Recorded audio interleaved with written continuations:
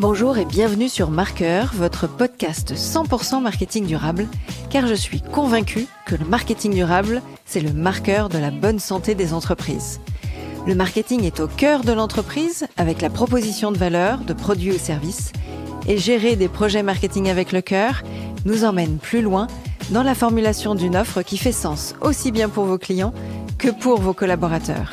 Je m'appelle Diane Cantan et après plus de 20 ans en marketing et communication digitale, j'ai décidé de partager ces convictions en réalisant des épisodes en solo ou avec des invités où j'aborde les différents sujets de marketing durable, communication responsable, numérique responsable et plus largement des enjeux liés à la RSE. Ce mois-ci, je vous propose une série spéciale sur ces thématiques, parce que Marqueur fête ses 3 ans. Youhou! 3 ans de rencontres avec des personnalités engagées, des invités que je connaissais de ma vie d'avant et je tenais absolument à partager leurs convictions avec vous, chères auditrices et auditeurs. Et puis des invités que j'ai rencontrés lors de salons, de conférences, autres événements, ou alors qui m'ont été recommandés par mes invités. D'ailleurs, si vous pensez à quelqu'un pour passer devant le micro de Marqueur, envoyez-moi un message sur LinkedIn ou Insta. C'est parti pour la première thématique abordée, l'environnement. Pourquoi en premier ? Car pour moi, chaque métier, chaque engagement doit être pris en tenant compte de ces deux prismes, le respect de l'environnement d'une part et le respect de l'humain d'autre part. Et je place les deux au même niveau, totalement indissociables. Et tout d'abord, il faut comprendre les dérèglements climatiques qui nous entourent, faire preuve de pédagogie, comprendre l'impact du CO2, des autres gaz à effet de serre. Et puis, pour diminuer son empreinte carbone, on aura forcément besoin de mesurer, de savoir d'où l'on vient pour prendre les décisions nécessaires vers le où on va. Et enfin, après cette phase de compréhension et de mesure, on aura besoin d'agir. C'est donc ces 3 étapes que nous allons aborder dans cet épisode, comprendre, mesurer et agir. Et c'est grâce à 8 invités que je vais vous faire un récap de ce que j'ai appris et compris. Car une de mes valeurs, après le respect, c'est la transmission. Donc je suis ravie de vous transcrire mes apprentissages et de vous les transmettre aujourd'hui. Alors la première étape, c'est comprendre. Benoît Lebeau, c'est l'épisode numéro 15, il est Senior Policy Advisor au ministère de l'Environnement et j'ai apprécié son discours à la fois pédagogique, réaliste et mobilisateur. Il a rappelé notamment que notre modèle repose encore aujourd'hui à 80-85% sur des énergies fossiles, responsables à la fois du dérèglement climatique et de multiples pollutions. Et dans un monde où la population a été multipliée par 4 entre 1900 et 2000, la consommation d'énergie, elle, a été multipliée par 16. Cette trajectoire n'est tout simplement pas soutenable. Alors doit-on subir et réagir ou doit-on anticiper, prévenir et être proactif ? Je constate encore que de nombreuses entreprises sont dans une posture de réaction. Une réglementation arrive, on s'adapte. Une crise arrive, on gère. Une demande client dans un appel d'offres, allez, on ajuste. Mais les entreprises, elles qui prennent de l'avance, ce sont celles qui anticipent, parce qu'elles ont compris une chose, l'inaction coûtera plus cher que l'action. Et ça, on le voit très concrètement avec les pénuries de ressources, les événements climatiques, les tensions énergétiques, les évolutions réglementaires. Je me considère pas comme une écologiste militante. Cependant, on ne peut ignorer l'importance de l'environnement dans la pérennité de l'entreprise. Et les actualités récentes l'ont suffisamment prouvé. L'été 2025, avec plus de 35 000 hectares incendiés dans le sud de la France, les inondations de janvier 2026 en Bretagne, 4 crues quand même en 3 semaines, c'était toute une région touchée avec un impact fort sur les transports, les approvisionnements, des commerces fermés avec une forte perte de chiffre d'affaires, des agriculteurs inquiets de leur future récolte. Bref, toute l'économie tout entière est impactée. Et quand ce ne sont pas des inondations, c'est la sécheresse. Les maisons qui se fissurent lorsqu'elles sont sur des sols argileux. Et Benoît le rappelle, vous perdez toute la valeur de votre principal capitale. Il indique que plus de 10 millions de maisons sur notre territoire sont à terme à risque. Alors, les chefs d'entreprise devront se poser la question de déménager leurs usines, leurs bureaux, pour la sécurité de leurs collaborateurs, la continuité de leur activité. Et pour comprendre encore les effets des dérèglements climatiques et l'impact sur nos métiers, eh bien, quoi de mieux que de se former ? Ça, c'est l'épisode numéro 43 avec Antoine Poincaré, le DG d'AXA Climate School, la plateforme de formation en ligne spécialisée sur la transition environnementale et la transformation durable des métiers. Et Antoine le rappelle, il est primordial d'éviter de tomber dans le piège de former les équipes de la direction financière seulement à la régulation, celle du marketing ou de la com seulement au greenwashing, etc. Il faut bien sûr penser plus global, vision long terme, réinventer le business model. Les formations, selon Antoine, reposent sur 3 niveaux chez AXA Climate School. L'échelle planétaire et scientifique, l'échelle des entreprises et enfin l'échelle métier. Et la transition écologique n'est pas une contrainte, dit-il. C'est une opportunité stratégique pour celles et ceux qui s'en saisissent à temps. Bref, vous l'aurez compris, la décarbonation est vitale pour l'humanité et doit aller plus vite afin de ralentir les effets des dérèglements climatiques. On ne parle plus d'écologie, mais on parle de survie des business. D'ailleurs, début mai est organisé par l'ADEME un événement, une consultation prospective ADEME Transition 2050, premiers aperçus des nouveaux scénarios pour la neutralité carbone en 2050. J'espère pouvoir vous en dire davantage prochainement. Donc 2 épisodes à écouter pour comprendre, Benoît le numéro 15 et Antoine le numéro 43. Et si vous voulez explorer le futur avec vos collaborateurs, eh bien, il faut construire progressivement votre scénario de transition bas carbone jusqu'en 2050. Pourquoi pas programmer l'animation d'un atelier d'automne avec vos équipes ? Soit je peux l'animer pour votre organisation ou bien passer par les nombreux animateurs d'automne qui sont dispo en présentiel ou en distanciel.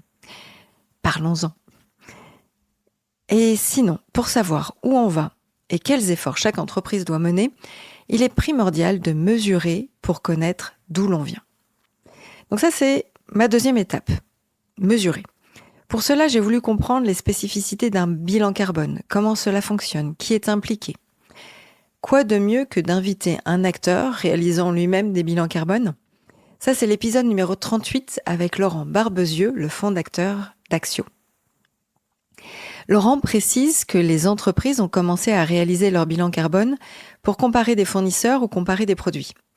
Mais cela devient un sujet pour obtenir des financements de banque car le taux des dettes peut aussi dépendre d'engagements RSE et il faut savoir montrer patte blanche. Le bilan carbone va faire l'inventaire de toutes les émissions de gaz à effet de serre d'une organisation, pour la fabrication de produits, pour l'utilisation, le transport, etc. Ils vont utiliser les facteurs d'émission. Exemple, un iPhone, c'est 50 kg de CO2. Un litre d'essence, 150 grammes de CO2. Un aller-retour Paris-New York, 2 tonnes de CO2. Et dans un bilan carbone, on parle de 3 scopes. Le scope 1, ce sont les émissions directes des gaz à effet de serre produits par l'entreprise, lors de la fabrication des produits dans les usines, etc. Le scope 2, ce sont les émissions indirectes qui résultent de la production d'énergie achetée et consommée par l'organisation. L'électricité, le chauffage dans les bureaux, dans les usines. Et enfin, le scope 3 qui, lui, est lié aux émissions indirectes de toutes les parties prenantes dans le cycle de vie du produit ou du service, aussi bien en amont qu'en aval. Laurent rappelle que l'intérêt de faire un bilan carbone, ce n'est pas juste de contempler ces émissions et de se dire « ma bonne dame, qu'est-ce qu'on va bien pouvoir en faire ?» Non, l'intérêt, c'est de se remettre en cause, c'est de fixer des actions concrètes pour réduire ces émissions, repenser le cycle de vie du produit ou du service, travailler avec les fournisseurs, les clients et les autres parties prenantes, savoir tout ce qui peut être changé.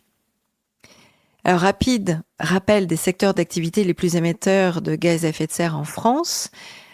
Données du gouvernement, 34% pour les transports, 20% pour l'agriculture, 17% sur l'industrie manufacturière et la construction, 16% sur l'usage des bâtiments et des activités résidentielles et tertiaires, 9% sur l'industrie de l'énergie et 4% pour le traitement des déchets.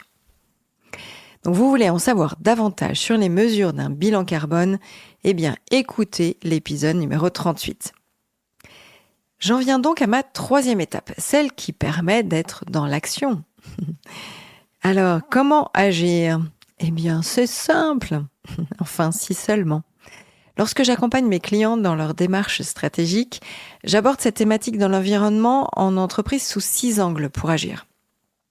Préserver, consommer, produire, se loger, se nourrir, se déplacer. Et j'aimerais reprendre les mots que Sylvain Waserman, le président de l'ADEME, a évoqués dans l'épisode numéro 28. Le message que je porte vraiment, c'est un message d'action. Parce qu'on est vraiment au quotidien dans l'action, de mobilisation. Parce que rien ne se passera sans les citoyens, sans les acteurs économiques et sans les élus locaux. Et puis un message d'espoir aussi, parce que l'objectif, il est à portée de main. Il est atteignable. Ce n'est pas le moment de baisser les bras ou de se décourager. Il faut juste se remonter les manches et aller un cran plus loin. Alors allons-y, remontons-nous les manches et voici le détail de ces 6 actions. Donc la première, c'est préserver. Alors c'est la base, évidemment.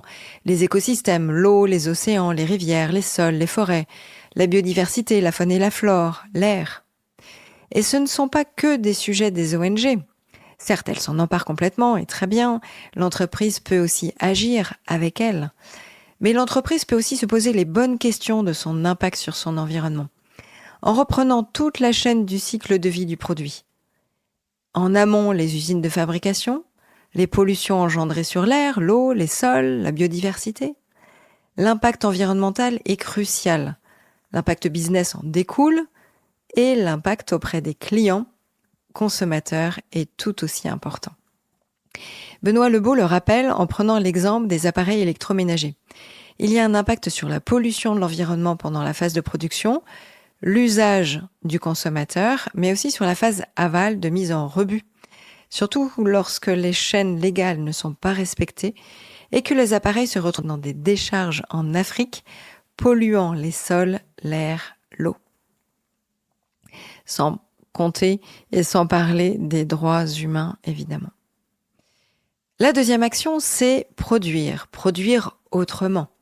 Repenser son cycle de vie de produits et de services pour qu'il utilise moins de ressources, moins d'énergie, qu'il génère moins de déchets. Challenger son business model, être prêt à changer d'offre. Et là, sur le sujet, qui de mieux qu'Alan Fustek, l'épisode numéro 45, pour en parler à la suite notamment de la sortie de son livre « La stratégie du Y ». Car Alan Fustek, c'est le fondateur de Goodwill Management, de l'agence Lucie, du label Lucie, reprenant les principes de l'ISO 26000, et plus récemment aussi le fondateur de Carlotech. Et il déclare « En général, avec une démarche RSE classique, on n'arrive pas à rentrer dans les limites planétaires. Il faut vraiment mettre le paquet pour y parvenir. Simplement, là, ce qu'on dit aux dirigeants, c'est qu'avec la démarche RSE que tu mets en place, tu vas faire moins 20% sur tes impacts. Bravo, hein, c'est déjà pas si simple, sauf que ce n'est pas suffisant. Et pour passer à un respect des limites planétaires, il faut que tu transformes ton modèle économique. C'est-à-dire que par exemple, si tu es une entreprise qui fait de la fast fashion, il faut que tu arrêtes. Ça ne veut pas dire que tu dois arrêter de faire du vêtement, mais il faut arrêter de faire du vêtement qu'on change tous les 6 mois. Il est donc important de produire différemment, car l'optimisation à court terme ne suffit plus. Il faut repenser le modèle, anticiper le long terme, anticiper les diminutions des matières premières aussi, anticiper tous les risques, en utilisant ce fameux pestel, les risques politiques, géopolitiques. Alors en ce moment, comment dire qu'on est servi, les risques économiques, sociologiques, technologiques, environnementaux, légaux. N'hésitez pas à faire appel à un cabinet capable de vous accompagner sur cette ACV, l'analyse de cycle de vie de votre produit phare. Cela pourra vous aiguiller sur les points à challenger. Bref, je vous conseille vivement d'écouter son épisode numéro 45, aussi bien pour les marketeurs que pour les dirigeants. La troisième action, c'est consommer. Et là, on touche un point très sensible pour le marketing.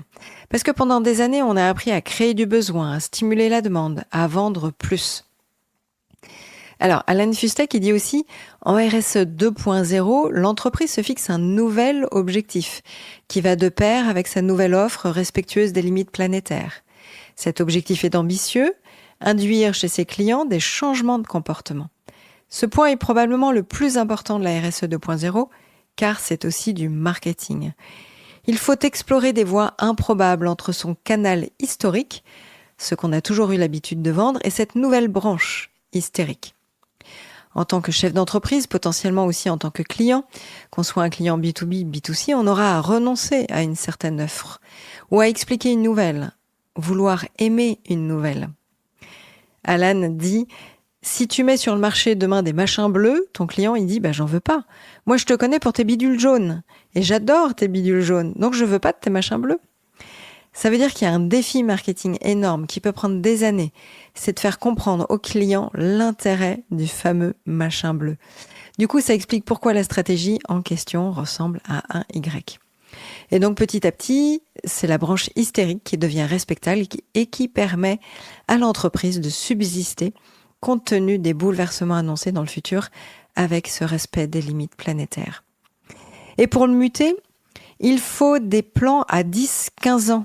Les projections à 3-5 ans ne seront pas suffisants.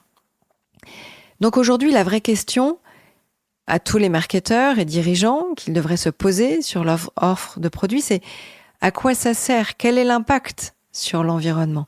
Est-ce que mon produit est utile? Est-ce qu'il est durable en fabrication?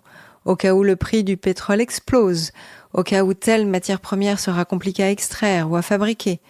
Comment je peux challenger mon offre et mon business model? Et quand on parle consommation, il y a bien sûr aussi toute la partie numérique. Mais là, ce serait trop long d'en parler ici. Alors, je prévois un épisode dédié aux actions liées au numérique responsable. Et donc, je me répète, pour mieux comprendre cette partie consommée, je vous conseille vivement d'écouter l'épisode numéro 45 d'Alan. 4e action, se déplacer.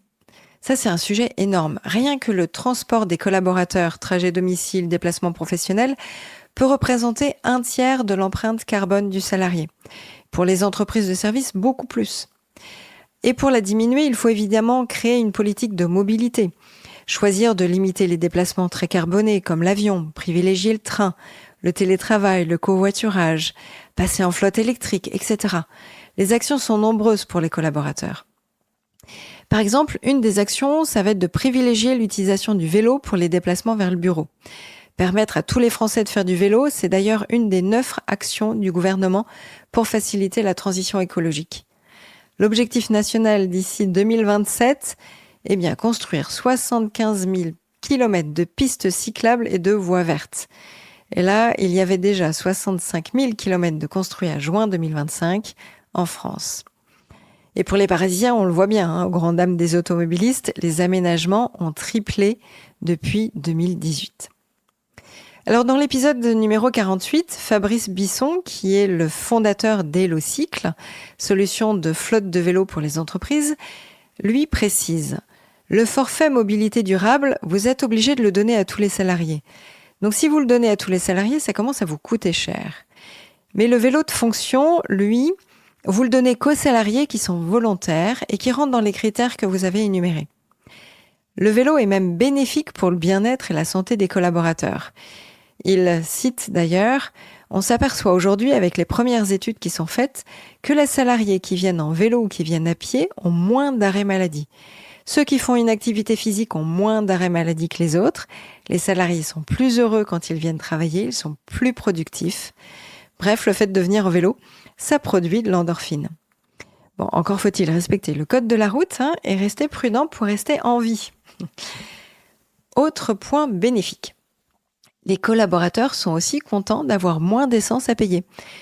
Et là, vu le contexte actuel, ce n'est pas négligeable de penser au pouvoir d'achat de ces salariés. Une pierre deux coups, la transition écologique et le porte-monnaie. Sinon, autre que le déplacement des collaborateurs, il faut évidemment optimiser la logistique, le transport de marchandises, qui a un impact en fonction du lieu de fabrication des produits. Si c'est l'autre bout du monde ou en Europe, ça c'est une vraie stratégie. D'autant plus importante dans un contexte de souveraineté économique, qui est à la mode. Mais en aval, pensez aussi au déplacement des clients. Si vous organisez des réunions, des formations, comme ça l'a été pour un de mes clients, il va falloir privilégier un lieu d'accueil qui sera proche des transports en commun. Tous ces leviers génèrent des bénéfices. Diminution de l'empreinte carbone pour atteindre les objectifs de décarbonation, fidélisation des collaborateurs tout en prenant soin de leur santé et de leur bien-être. Au final, c'est aussi un bénéfice business. En rappel, donc si vous voulez en savoir davantage sur le vélo de fonction, écoutez l'épisode numéro 48. Alors la 5e action concerne se loger. L'impact des coûts de chauffage, d'électricité, de climatisation, ça peut être énorme. Tout dépend évidemment si vous êtes propriétaire ou non du bureau, si vous avez plusieurs sites, si vous avez des usines en propre ou pas. Êtes-vous autonome sur la production et la consommation d'électricité ? Avez-vous installé des panneaux solaires sur vos parkings par exemple ? Ou bien l'installation de capteurs de présence pour éclairer les différentes pièces ? Au-delà de ces coûts non négligeables, comme déjà évoqué dans la première partie, l'autre question est de connaître leur localisation. Où sont situés vos bureaux, vos usines? Où sont hébergées vos données dans les data centers?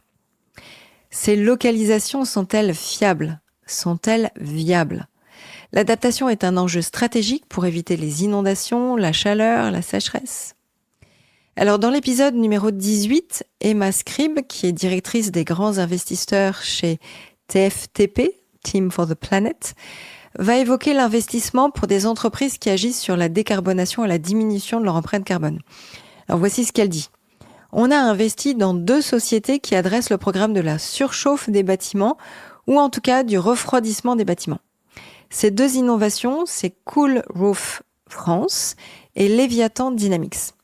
Cool Roof France, c'est une entreprise bretonne basée à Brest qui a déjà un produit commercialisé qui consiste à peindre les surfaces des toits en blanc, ce qui permet de réduire la température à l'intérieur des bâtiments de plusieurs degrés. Et Leviathan Dynamics, c'est une innovation qui permet de créer du froid avec de l'eau, avec un système de compression. Et donc les gaz réfrigérants sont supprimés et la facture d'électricité nécessaire pour faire fonctionner leur système de froid est réduite à hauteur de 30%. Donc pas négligeable. Pour avoir plus de détails sur ces 2 entreprises ou tout simplement pour comprendre le fonctionnement des dividendes climat de Team for the Planet, écoutez l'épisode numéro 18 avec Emma. Enfin, la 6e et dernière action concerne se nourrir. Et là, ça dépasse largement la cantine ou les repas que la collaborateur rapporte avec des emballages plastiques. Toutes les actions déjà vues se construisent bien sûr avec les équipes, celles-ci également. Ce poste représente environ 20% de l'empreinte carbone du collaborateur. Mais c'est aussi un enjeu social et de santé de vos salariés. Des actions peuvent être mises en place pour diminuer la viande, privilégier les produits de saison, les produits locaux. C'est aussi un sujet pour les services généraux, les achats, la com lors de la réalisation d'événements. Quelles solutions de restauration? Quel choix de fournisseurs, de producteurs locaux? Quel partenaire ESAT va-t-on utiliser? Vous savez, ces structures qui permettent aux personnes en situation de handicap d'exercer une activité professionnelle. Alors sur cette thématique de la nourriture, il y a celle qu'on consomme en tant que salarié et il y a celle qu'on produit en tant qu'entreprise dans le secteur alimentaire. Sur ce point, c'est l'épisode numéro 19 que je vous conseille d'écouter avec Olivier Dauvert, Fondation des éditions Dauvert, journaliste média, acteur de premier plan spécialisé sur le commerce, la consommation et l'info-retail.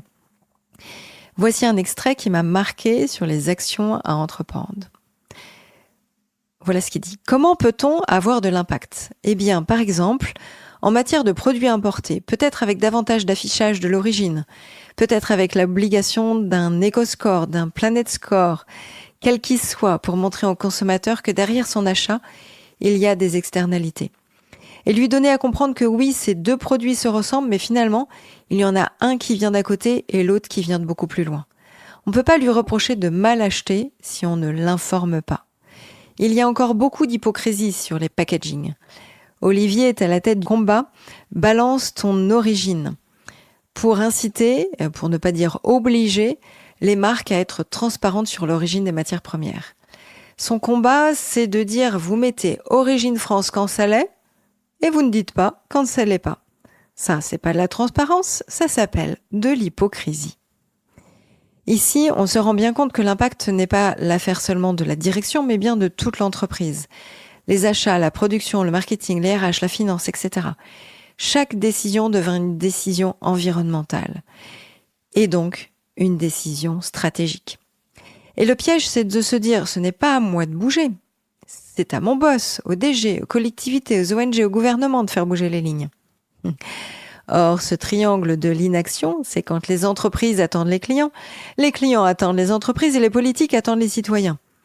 Mais il faut d'irréductibles Gaulois pour faire bouger les lignes et ne pas être dans une posture attentiste, mais bien dans une posture proactive. Et c'est ce que j'attends de vous, chères auditrices et auditeurs de Marqueur. Alors ça y est, j'en arrive à la conclusion de ce premier épisode de ma série anniversaire 3 ans de Marqueur. Alors voici 5 bonnes pratiques concrètes que je peux vous transmettre sur ce sujet environnement.